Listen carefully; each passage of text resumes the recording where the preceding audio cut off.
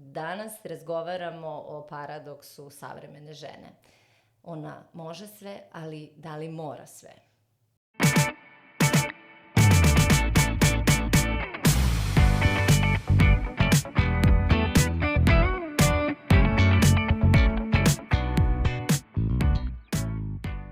Dobrodošli u Mudrost podcast.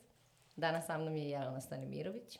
Razgovaramo o emancipaciji žena i malo pominjemo 8. mart. Ali možemo odatle da krenemo. Zdravo, Lola. Hvala ti što pričamo o ženama.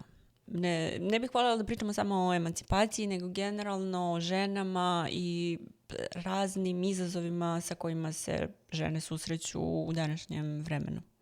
A šta ti misliš, da li je, pošto ćemo početi od emancipacije, da li je emancipacija žena tek počela ili smo u nekoj fazi završetka, tranziciji, srednjoj fazi, ne znam kako bih to nazvala? Kakav je tvoj utisak? Rekla bih da je negde na sredini. Počela je odavno. Da sad idemo nekako u onu drugu krajnost i da ćemo tek u nekim narednim periodima ili u narednom vremenu da vidimo, da nađemo neki balans između toga kako je nekad bilo, kako je sada i da nađemo u stvari pravu meru. Kažeš da smo na sredini, a više od 100 godina se žene bore za svoje prava i pravo da glasaju, i pravo da se obrazuju, i pravo da rade, i pravo da primaju jednaku platu. Gde smo stali sa tim? Dakle, početi. Pa, ajde ovako, koliko žena pre toga nije bilo, koliko je u stvari trajalo to da je žena potlačena? 100 godina je malo u odnosu na ovaj period pre toga. Ovo mi zvuči kao neki istorijski podcast. Mi smo istorijske žene. Dakle, ako istorijski posmatramo, da, 100 godina je malo. A meni se čini kao jako dug period. I čini mi se da, pored ličnog doživljaja slobode i da sama sebi dam pravo da nešto u životu ostvarim ili radim ili izađem na glasanje. Dobro, žene pre toga su mi to omogućile, ali pored mog ličnog onako doživljaja, meni se čini da smo ipak malo više na početku nego na kraju. Pa, ne znam šta bih ti rekla. Jeste dug period u odnosu na ljudski život, ali je kratak period u odnosu na to koliko je žena pre toga se borilo za sve to i koliko mi treba da budemo zahvalne svim tim ženama da smo uopšte tu gde jesmo, da imamo pravo da se školujemo, da imamo pravo glasa, da imamo pravo da obučemo šta želimo, da imamo pravo da imamo svoju imovinu, da imamo pravo da donosimo svoju odluku, da imamo pravo, ne znam, na potomstvo ili neželjenje istog, da imamo da imamo pravo na svoje telo, na telesni integritet. Jasno. Da imamo pravo da budemo svoje.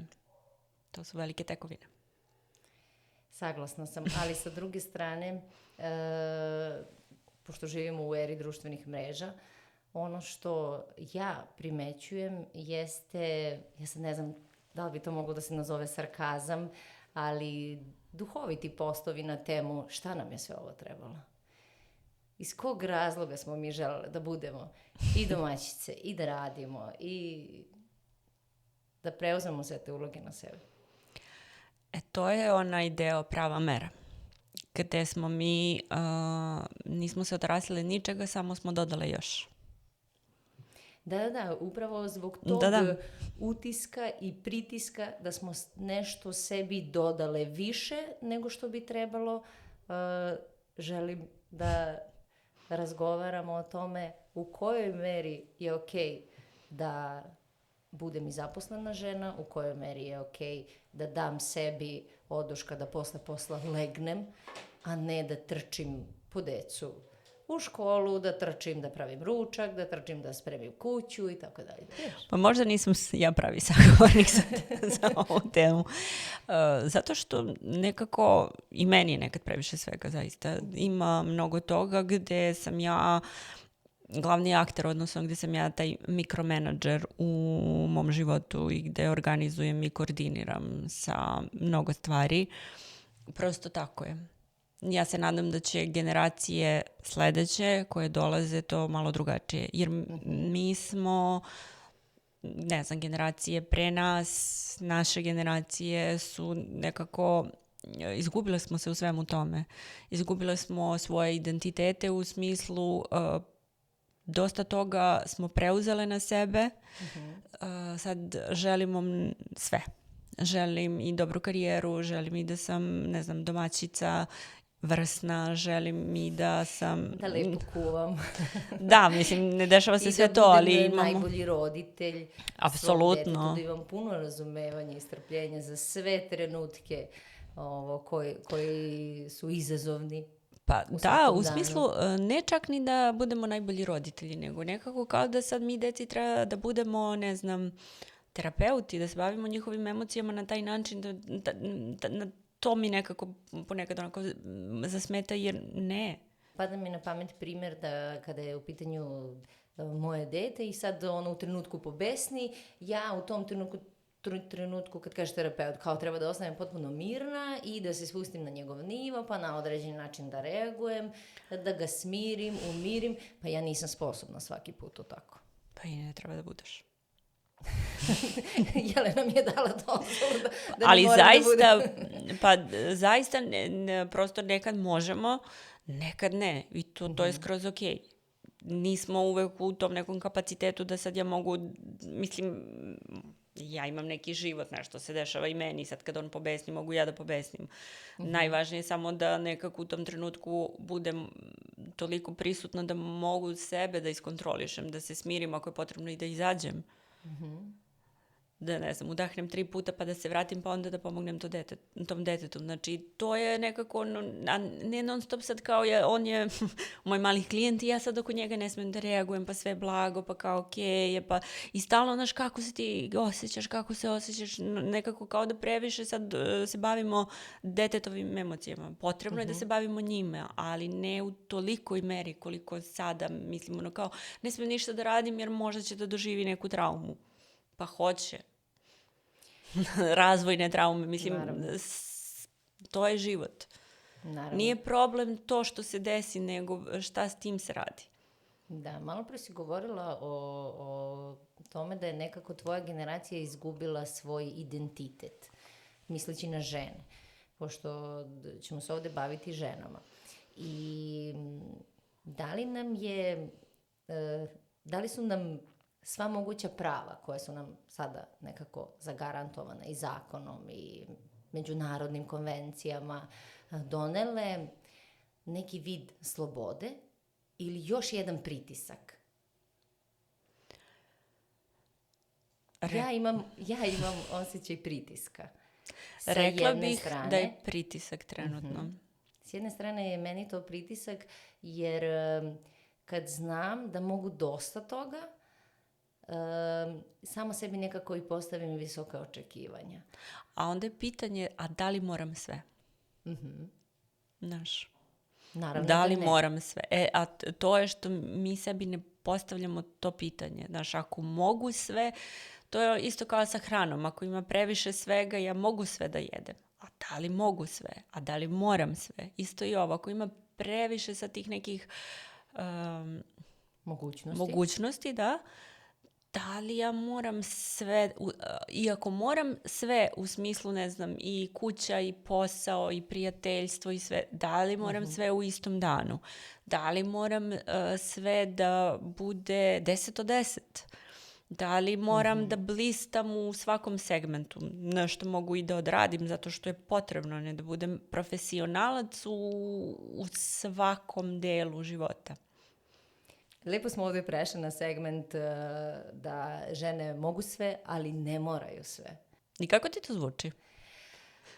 Pa zvuči mi oslobađajuće, S jedne strane, tačno vidim tačke koje su mi date.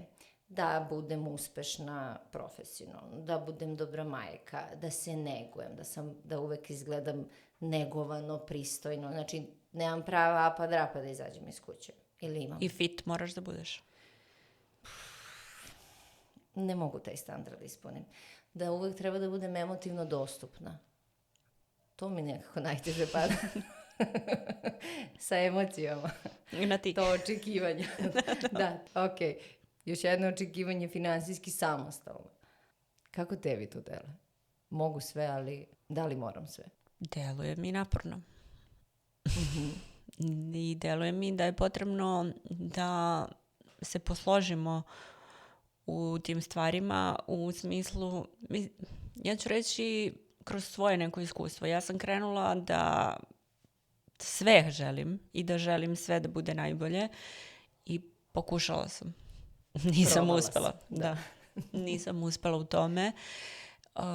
I onda one dve reči dovoljno dobra i optimalno. Ali morala sam da probam.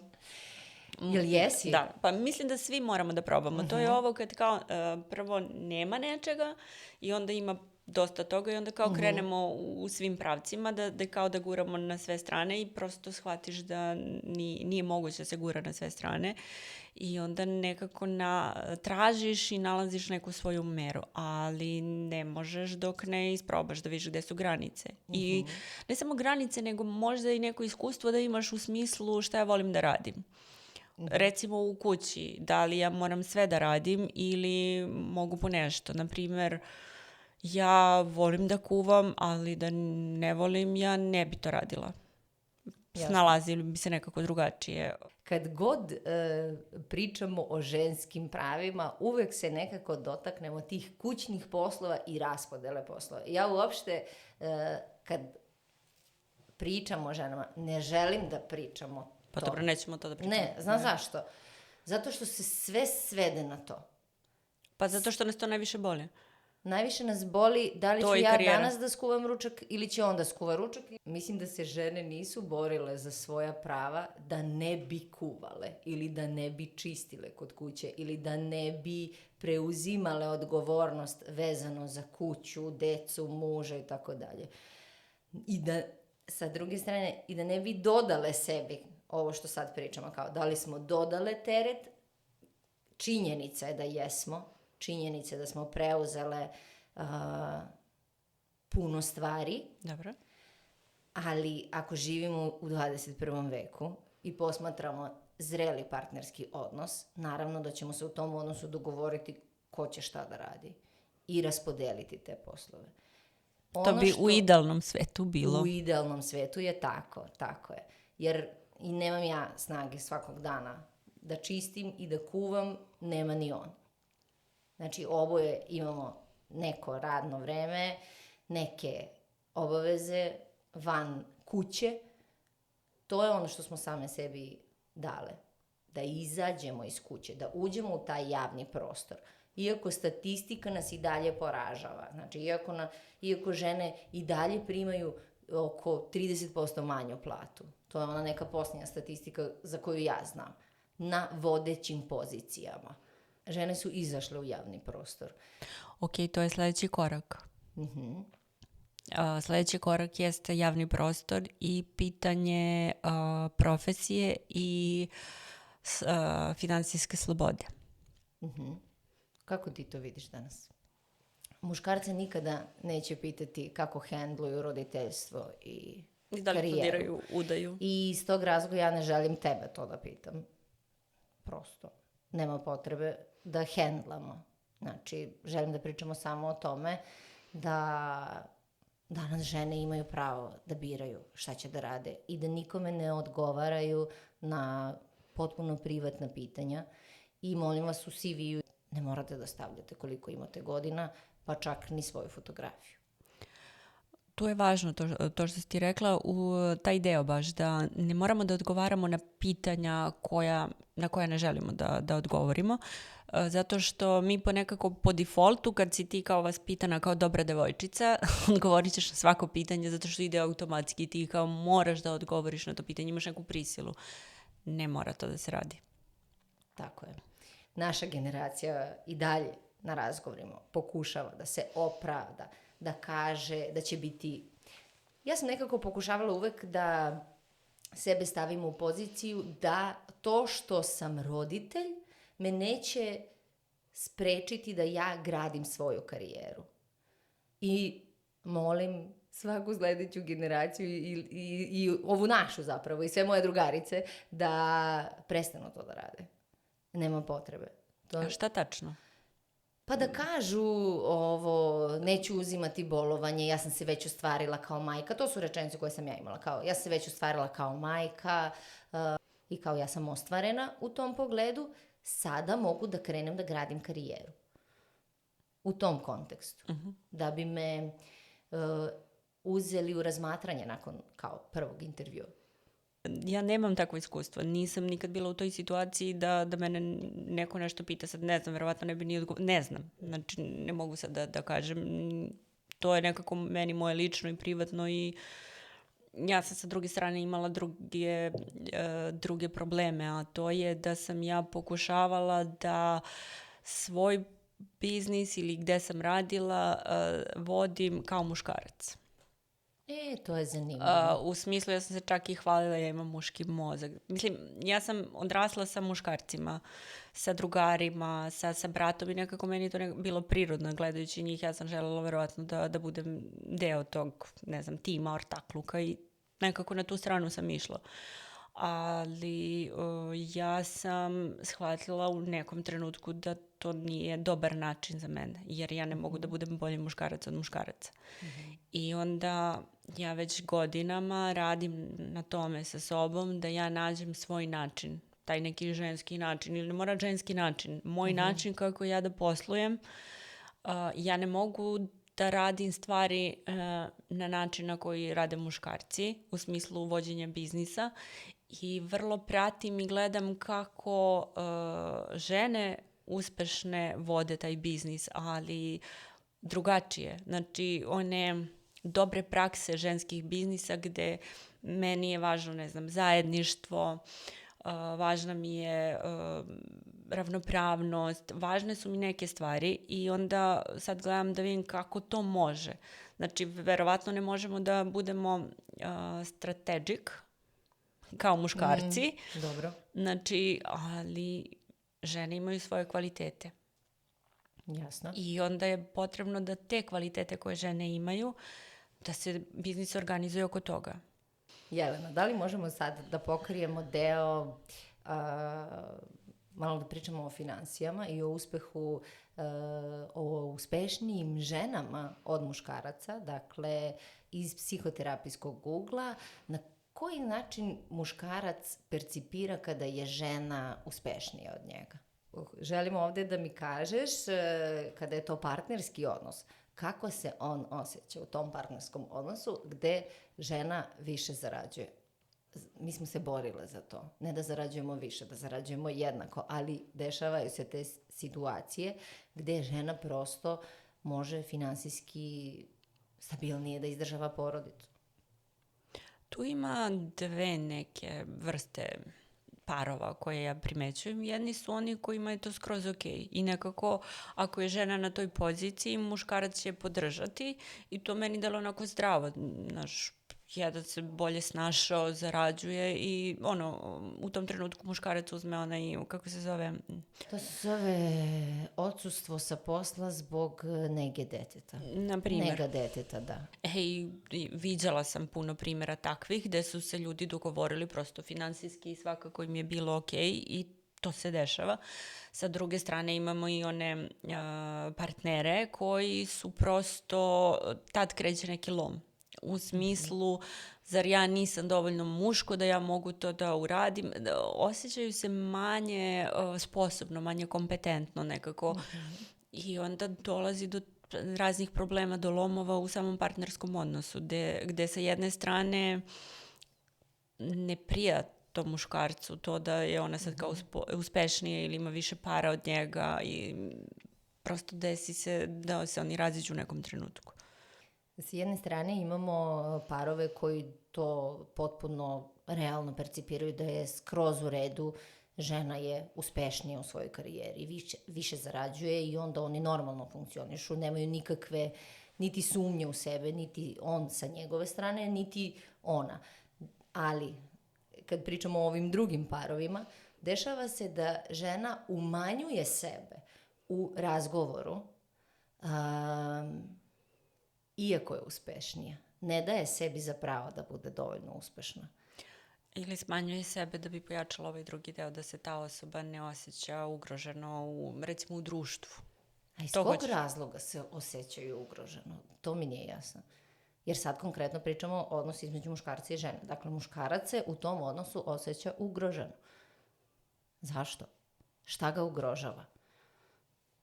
Može da bude da se osjeća nevredno, nekompetentno, nesposobno, nema dovoljno samopouzdanja, ne znam, može da bude mnogo toga gde je on stalno u toj nekoj pripravnosti da će možda neko da misli da on nije dovoljan muškarac. Ili da se možda ne bori dovoljno za sebe u svojoj karijeri. Pa verovatno neka nesposobnost, nekompetentnost. Znaš, da ja nisam, ja sad nisam sposoban da, ne znam, budem na boljoj poziciji ili kao, možda i ne želi, ali... To je dodatni pritisak društva. Zato što je negde očekivanje da je muškarac taj koji finansijski doprinosi porodici. Na prvo mesto. On je stub ekonomije. Tebi to ne deluje tako. Ranije su bile rodne uloge tako orijentisane da se znalo ko šta radi. Da. A sad mi nemamo definiciju, a ostale su ta ranije očekivanja u smislu da nismo se još updateovali na nove uloge, odnosno nismo ih kreirali onako kako nam odgovaraju, nego i dalje imamo neka očekivanja od ranije. To misliš? Naravno. Baš na to mislim. Šta misliš? Kako se jedan muškarac osjeća pored uspešne žene? Pored žene koja više zarađuje, a s jedne strane možda bi on to želeo. U tom kontekstu to znači da on njoj zavidi na tome, ali se ne bavi da kod sebe nešto menja ili da radi na tome da bude kompetentniji i sposobniji. I onda na neki način pokušava nekako njoj da sruši možda. Mislim, mi to svi radimo nevezano da li je muško-ženski odnos ili bilo koji. Ako ja zavidim nekom, to znači da ja imam potrebu da imam to nešto što ta osoba ima, a ja nemam. Sad, šta s tim radim, to je druga stvar. U nekim slučajevima ja želim ta nezdrava zavist. To bi značilo da ja želim da uništim taj objekat, da ga nema. A ako je to zdrava zavist, ja priznajem sebi da ja to želim. I onda se trudim da dođem do toga. Da li je to ta finansijska sloboda, da li je to neki partnerski odnos, da li je šta god da je u pitanju. Znači, naš zadatak bi bio da ja primetim to. Znači, ja primećujem da ja to želim. I meni se čini da u tom odnosu gde je žena uspešnija, ona zapravo zaista osjeća krivicu zbog toga što je uspešna. Iako se apsolutno sama izborila i za poziciju i za platu. Ok, tu je važno da sad razumemo i tu krivicu. Ta krivica može da se javi i to prema partneru, može da se javi i prema roditeljima. Ako sam ja uspešnija recimo od partnera, može doći do nekog odbacivanja i to je ta krivica i strah. Znači, a kad osjećam krivicu, ja stalno čekam neku kaznu. Isto imamo često i taj neki deo gde, na primjer, osjećamo krivicu ako zarađujemo više od roditelja. Na primjer, da ja percipiram da će mene moji roditelji odbaciti zato što, eto sad, ja više nisam deo tog porodičnog miljeja ili tog kruga ljudi, nego kao idem negdje drugde. to nema veze sa tim da je to zaista tačno, nego naš duboki osjećaj. A sve se ovo dešava samo iz tog razloga što mi ovde kolektivno imamo razne probleme što se tiče novca, ali ne kako se to da objasnim, to su te neke traume duboke koje su ukorenjene u svima nama i koje se prenose generacijama, gde nekako ovde siromaštvo se glorifikuje kao on je siromašan, on je dobar čovek, a ovi bogati su, ne znam, zli, loši, odvratni. Kao da nemamo pravo da živimo bolje. Imam utisak da uspešna žena, prećemo je naći 10 mana, nego 10 vrlina. Ne samo 10 mana, 100 mana. Zato što ona pokazuje da može i drugačije da se živi. Da može da se živi ok, iako imaš para i da to u redu.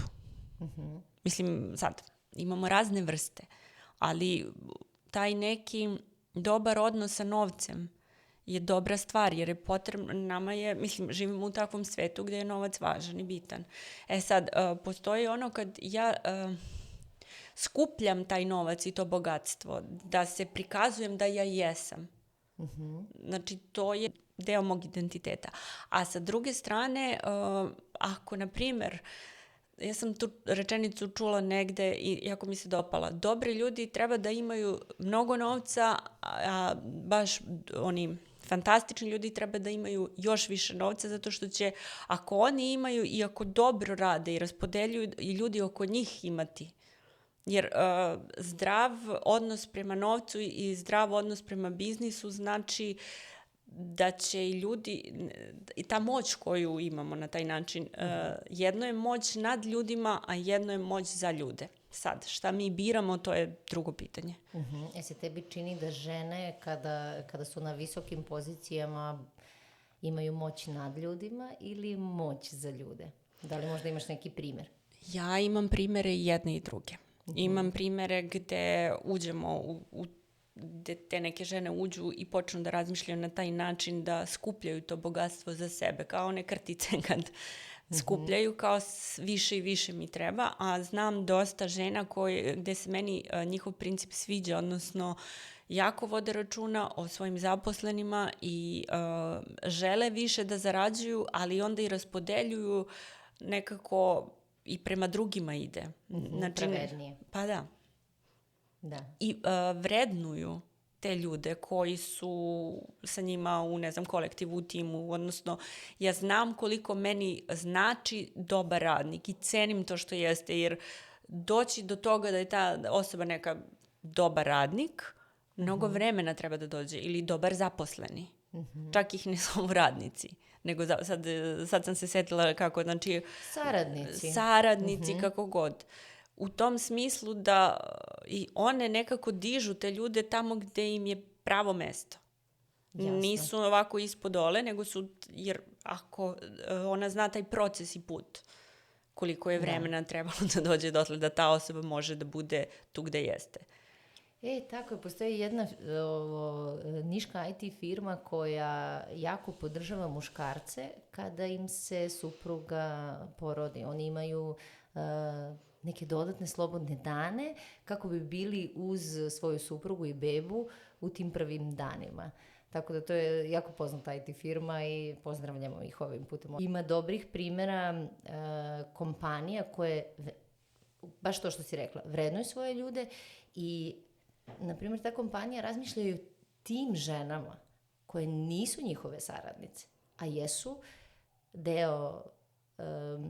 onaj bitni deo ako sam ja njihov zaposlen.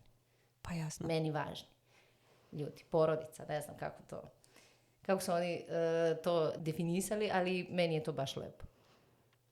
Znaju da iako sam u korporativnom svetu, iako sam tu da radim i da zaradim svoju platu, imam i život pored toga. I imam pravo na taj život. Pa da, jer negde drugde je to kao kad ti izlaziš iz tog stana i krećeš na posao, kao da ostavljaš ceo taj život i sve svoje emocije iza tih vrata i dođeš ovamo na posao i samo si produktivan i radiš, što neće da se desi. Mi smo sve i sve sa sobom nosimo. I prosto ako sam ja loše, ja ću biti loše i na poslu i kući, bilo gde, ako imam mnogo briga koje su nevezane za posao. I normalno je da, znaš, u nekim zdravim sredinama i to se uzima u obzir. Ili ovo, dođe dete, mislim koliko da je to lepa stvar, zahteva mnogo od nas.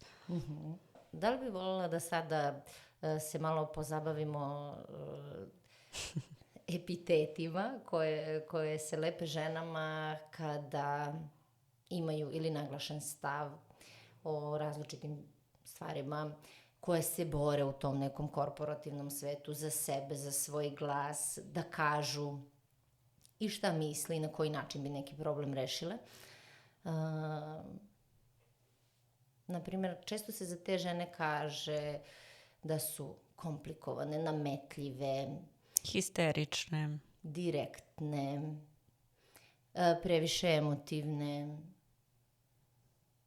iako nekako se meri svaka reč sa tim emotivnim delom kada su žene u pitanju. Znači, u zavisnosti od toga koji mi je dan mesečnice, da li sam ja sad nervoznija ili opuštenija, ili kakva mi je privatna situacija, pa se to negde prokomentariše kroz hodnike kad prođu kolege. Naprimjer, znaju da sam se juče posvađala kući i oni će danas to da malo opravdaju, malo se našale na taj način da sa mnom nešto nije danas u redu. Kako da se žene izbore sa tim komentarima, sa tim kakvi nam se komentari inače lepe, sa tim etiketama, da smo ovakve, onakve. Zašto nas i danas procenjuju na osnovu emotivnog stanja, na osnovu problema kod kuće? Ok, ali ajde sad, sad ja nisam sigurna, ali evo ovako, na primjer, nas će uvek da komentarišu. Mislim, mi ne možemo da utičemo na to šta će ljudi oko nas da pričaju i da misle i da kažu da li smo biči, da li smo ovakve, da li smo onakve. Problem je što se ti epiteti lepe za nas, odnosno mi negde duboko u nama verujemo u sve to što oni nama pričaju i to nas u stvari povređuje. Ja verujem da će u nekom trenutku kad potpuno prevaziđemo to na neki način, u smislu da mene ne interesuje šta ko priča iza mene, osim ili oko mene, ili kad prolazim hodnicima, ne znam, da u nekom trenutku kad ja budem ok sa tim, u smislu ja znam šta je istina za mene, da mene to neće povređivati, u tom trenutku mislim da smo nekako prevazišle to. Znači da ja budem u skladu sa tim, da ja budem ok sa tim i da ja znam zbog čega se borim. U tom smislu da možda sam i emotivna, možda sam... Meni je to jasno, ali to mi skroz deluje kao next level. Ali nismo još do tog nivoa došli. Znaš, to bi na ovoj našoj traci od 100 godina napretka bilo za 100 godina. Da je ja kad dobijem svoj prvi posao sa 20 Dobro. i 5, 2, 3, nebitno koliko godina, kada dobijem svoj prvi posao, nisam na dobrom mestu. Jako sumnjam u sebe. Gradim svoju karijeru, pozicioniram se u tom korporativnom društvu i nemam taj stav, baš me briga šta će ko da mi kaže. Uvek na poslu ima osoba do čijeg ti je mišljenja stalo, a ta osoba se najčešće pridružuje većini koja komentariše iz negativnog ugla. Ok, ali mislim, ta osoba, ta devojka od 25, ona će se zaista tako osjećati i to prosto tako je. Ali sad ima uvid u to kako se osjeća, da nikad nije ušlo tu da radi ili, znaš, potrebno je da uđemo da vidimo šta se dešava. Ne možemo mi da sklonimo sad to odjednom, da nema tih emocija ili da sad kažem, to se ne dešava. Prvo, mi jesmo to početnici koji ne znaju šta rade i prvo je do nas nekako da prihvatimo to. iz te pozicije, da će ljudi da pričaju. Sad neko će nam pomoći, neko će nam odmoći, neko će uvek imati tih peripetija svuda. Mislim, nećemo mi doći do tog nivoa da kao sve neće se desiti. Potrebno je da mi ojačamo. Radila sam neki test i baš je bila ta situacija. I baš nisam znala šta da odgovorim. Znači, situacija, nalazimo se na poslu i sad kao kolega mi nešto dobaci i ja kao novo zaposlena, bez obzira na to koliko imam godina, kako bih reagovala? Znači, oni mene, pre nego da me zaposle, procenjuju na kom sam ja stupnju ni na koji način bih reagovala. Da li bih to shvatila kao šalu? Znači, neki komentar koji je potpuno neprimeren. Da li bih shvatila kao šalu? Da li bih pozvala HR? Znači, da li bih odreagovala, tražila neku vrstu zaštite za takvo neprimereno ponašanje? Ili bih se ja uključila u to kao da ja budem duhovita pa da bacim neku novu dosetku? Pa to sve zavisi od tipa ličnosti te osobe, znači može bilo šta od toga. Da, ali ti ne deluje problematično da me na tu stranu testiraju? Ili je to okej? Ne znam, da li je okej da me testiraju sa tim pitanjem i sa tom situacijom? Pa čim je bilo to pitanje, verovatno je etički okej ili ne znam. Sad me pitaš odakle znam. Nisam nikad radila tako nešto pa da ja imam odgovor. Ne, ali ovako kad bismo sedeli i pričale ti i ja, Dobro. Šta bi rekla? Da, treba da procene na kom si nivou zrelosti, da li bi odmah trčala u HR, ne bi trčala u HR, da li bi se tu žakala, da li si previše emotivna. Jer ako ulaziš u korporativni svet, a previše si emotivna... Ok, ali ja mogu da slažem na tom testu. Ne znam kako... Tačno. Ja sam apsolutno mogla da slažem. Pa to ti pričam, znači, meni ti testovi su bez veze, suštinski, jer ja mogu da, ako želim da se zaposlim, ja ću da kažem ono što mislim da oni očekuju od mene. Što ne znači da ću tako da odreagujem u takvoj istoj situaciji koja se meni dešava. Ne znam. Dobro, ali mi možemo da razmotrimo tu situaciju. Dakle, ako ja lažem na testu, a oni su hteli da vidi neku procenu, pa onda lažem na razgovoru da sam jaka, elokventna, da ću ja taj posao da preuzmem na sebe, bit ću organizovana, sve. I sve ja slažem. Šta se dešava posle? Kad krene realnost da gazi. Pa realnost. Onda se dešava da sam ja preopterećena, da mi nije dobro na tom poslu, da me to previše emotivno pogađa, da sam glumila, a sada kada živim stvarnost, nije mi dobro. Sa jedne strane da, sa druge strane imamo i tog poslodavca koji je dobio potpuno drugog zaposlenog odnosu na ono sa testa, mislim. Kako bismo zaokružile ovu celinu o korporativnom svetu i o finansijskoj slobodi žene, želela bih da te pitam da li su žene sklonije da imaju onaj osjećaj, onaj sindrom, kako se zove, imposter sindrom, kao osjećaj varalice, da nekog nešto varaju, da nešto greše iako su jako uspešne u svojim karijerama. Kao da nisu dovoljno dobre, kao da nisu kompetentne. Inače, to su žene koje su vrlo sposobne, kompetentne, koje vrlo znaju, umeju i mogu, ali stalno imaju taj osjećaj nedovoljnosti i da će neko da razotkrije da su varalice, da kao glume da jesu. Nekako kao da ne mogu da osjećaju da zaista jesu. To bi bio taj imposter sindrom. Da. Pominjali smo ga i nekad ranije, ovo kad meni uopšte nije bilo jasno šta je šta, ali znam primjer da se stvarno dešava da žena što je kompetentnija, to osjeća manje samopouzdanja, odnosno ima manje samopouzdanja, jer neke stvari na tom poslu radi sa lakoćom. Ima znanje i lako joj je da završava te taskove. I pošto joj je sve to tako lagano i ona je efikasna, ima osjećaj kao da ne radi dovoljno težak posao kako bi zaradila tu veliku platu koju prima. Dešava se to da žene dolaze kod mene baš sa tom temom negde da se osjećaju kao varalice, da stalno su nedovoljno kompetentne, nedovoljno dobre i sad to što je u mojoj praksi ne znači da je tako i u realnosti, odnosno i muškarci se osjećaju često kao varalice, da nešto varaju. I to je nešto na čemu može da se radi, prosto samo trebamo da, mislim to je proces, ali ovako zvuči vrlo jednostavno, kao da updateujemo to, da mi zaista to nešto dobro radimo i da validiramo sebe i da razumemo da je to zaista tako. To što nam ide lako ne znači da je loše. Čini mi se da možda kroz detinjstvo nismo dovoljno naučili da sebi kažemo bravo.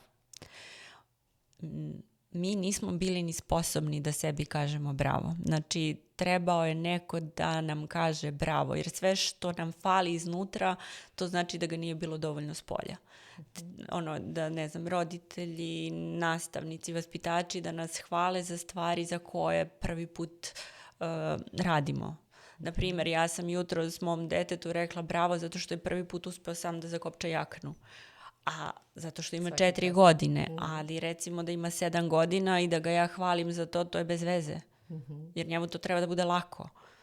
A mi hvalimo decu za neke stvari koje su prevazišli, a možda ih ne hvalimo dovoljno za neke stvari. Ili ljudi, to jest roditelji se fokusiraju na ono što je loše. Da to ispravi i kao kritika je kao podržavajući u smislu da napreduje, a fali onaj deo gde podrazumeva se da to što je dobro, to samo tako nastavi, uopšte ne ulazim u taj deo. I onda nam stalno fali taj neki unutrašnji merač, nešto baždareno, da mi imamo taj kompas u sebi. Što znači da nije još u nama, nego iz polja. I onda je potrebno to da se nekako niveliše, da postane deo nas. Jel bi imala možda još neku rečenicu kako da zaokružimo ovu temu, jer smo govorile o ženama, o očekivanjima, o ulogama, o identitetu, o emancipaciji, gde smo sada? Ovo su sve ozbiljno duboke teme i jako važne teme za žene i jako važno da sednemo i da razmislimo. Ono što ja vidim kao najveći problem je da lutamo okolo, da idemo kao muve bez glave, bez jasne ideje šta ja želim, nego kao stalno ima nekih očekivanja i ja imam očekivanja od sebe koje možda nisu moje. Ono što ja mislim da je važno jeste da u stvari nekako same sa sobom razmislimo šta želimo. Ili sama sa sobom razmislim u kojim segmentima životnim imam potrebu da budem uspešna, a gde mogu da budem i prosečna, gde mogu da ofrlje radim stvari, koliko da ih uradim zato što je potrebno da se rade. I onda nekako da na taj način balansiramo sebe u smislu ovo mi je važno, tu ću da budem profesionalno, ovo mi je okej da budem dovoljna.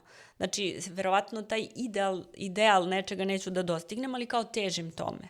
Ovo mi je dovoljno i tu je okej da budem tako kako jeste. Ovo je kao uradila sam ga, tačka. Da. Hvala ti, Jelena, na ovom razgovoru. Nadam se da je bio inspirativan. Hvala tebi. Za mene je uvek inspirativno da pričam sa tobom. I ono što želim da znaš, a to je da mi je jako važno da pričamo o bitnim temama. Jako mi je važno što si ti deo mog života i jako mi je važno što ovde nešto novo gradimo i stvaramo na način koji je nama okej. Meni je drago što smo danas malo više pričale o ženama i malo više obratile pažnju na to šta nas muči i možda koje su to predrasude i stereotipi sa kojima se borimo i dan danas. Ima ih još gomila, što bi se reklo, ali postepeno ćemo da ne zbunjujemo puno publiku. Da.